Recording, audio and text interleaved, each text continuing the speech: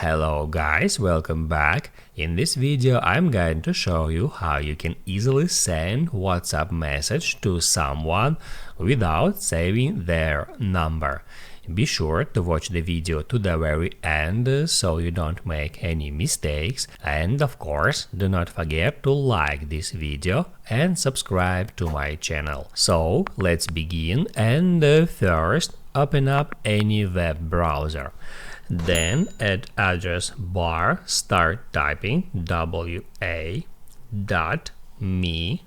then slash, and after that put in here your recipient's phone number. I'm just gonna put in my own number, and once you did that, just hit add go. Now it offers me to open this page in WhatsApp. I'm just gonna hit add open to open up the conversation with myself in my case. And in that way you can open up conversation using any phone number, and in that way you can send WhatsApp message without saving their phone number in your contacts.